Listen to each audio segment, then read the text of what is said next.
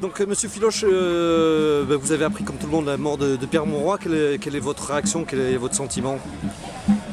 Des souvenirs actifs tout de suite, parce que c'est l'homme des 39 heures, c'est l'homme de la 5e semaine de congé payé, c'est l'homme d'une hausse massive du SMIC, c'est l'homme de la retraite à 60 ans, qui est sans doute la plus importante de ces réformes, c'est l'homme des lois Auroux, du droit du travail, c'est l'homme de l'abolition de la peine de mort et du remboursement de l'avortement. Ça fait beaucoup, c'est un programme extraordinaire, ça reste encore pour beaucoup. Et moi je vais vous dire quelque chose, j'ajoute les nationalisations. Car je suis pour une économie mixte où le secteur public soit fort. Et je regrette toujours qu'on ait dénationalisé. Quelles ont été vos relations avec Pierre Mauroy? Vous l'avez bien connu? Oh, moi je suis arrivé tard au Parti Socialiste, mais comme militant de gauche, j'ai tellement vu et apprécié Pierre Mauroy quand il faisait cela.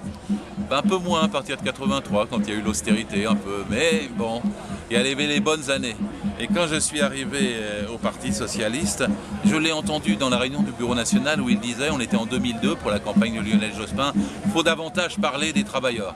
Et quand il faisait ça, personne ne faisait attention aux détails, moi si, parce qu'il me regardait fixement, parce que je l'avais dit avant lui. Et quand il disait, en fait, il répétait ce que je venais de dire en donnant beaucoup plus d'audience à ma parole. Et évidemment qu'il faut parler des travailleurs quand on est socialiste, sinon on n'est plus socialiste. Et je me rappelle encore une autre fois où on était en 2003, il y a la mise en cause de la retraite. Et il avait levé les bras comme il faisait.